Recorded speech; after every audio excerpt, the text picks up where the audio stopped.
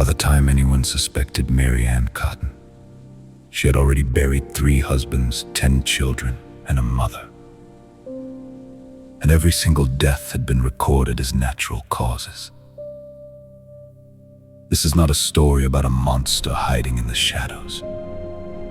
This is a story about a woman who killed in plain sight, and a society that refused. Mary Ann Cotton was born in 1832 in County Durham, England, one of the poorest regions in the country. Her father died when she was 8, fell down a mine shaft, the first death that shaped her life.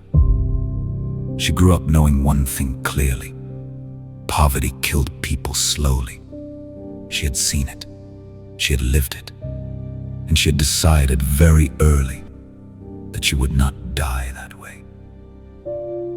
In 1852, she married her first husband, William Mowbray. They had 5 children, 4 died in infancy. William died in 1865. Stomach pains. The doctor said natural causes. Mary Ann collected the life insurance. She would do this again, and again, and again. Here is what the records show.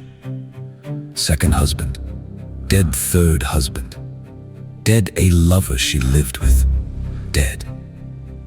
Her mother moved in to help her. Her mother died within weeks. In each new town she moved to, Cotton would remarry quickly, take out insurance on her new husband and stepchildren, and within months, stomach illness, violent vomiting, death.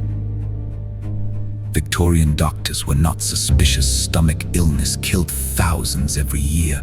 Arsenic poisoning mimics gastroenteritis almost perfectly. The cramping, the vomiting, the rapid decline.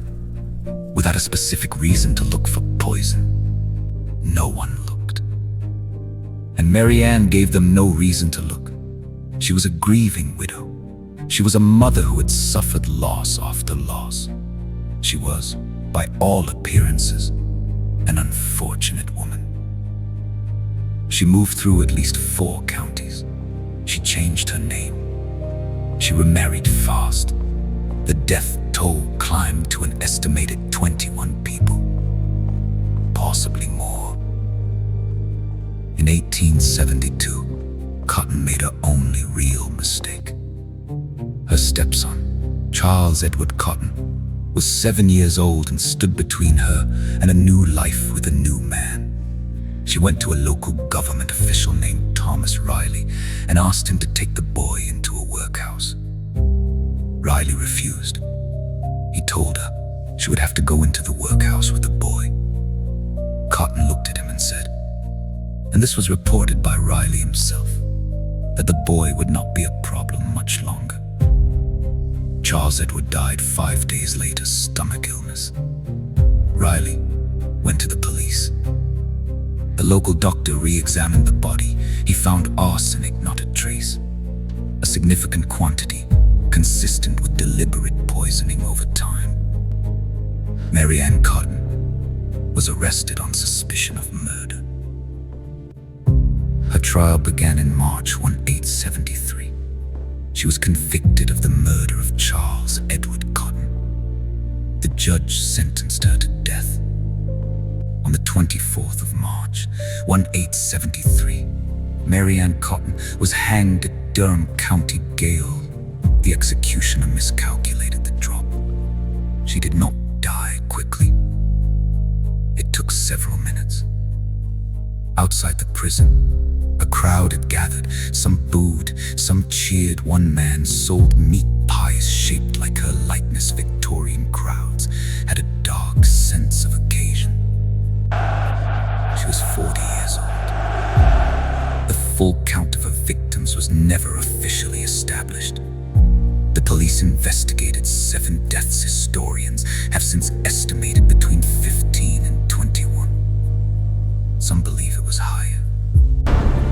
She was never tried for the others. There was no need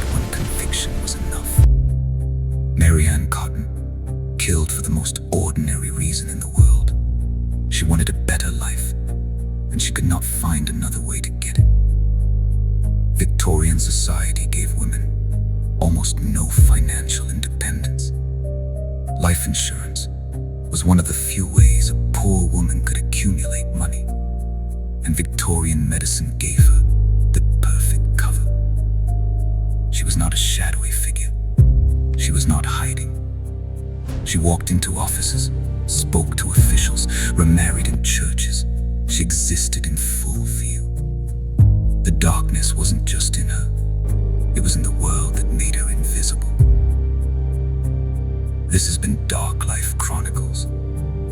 If history has taught us anything, it's that the most disturbing stories are rarely the ones we were told to fear. She killed for something simple, a better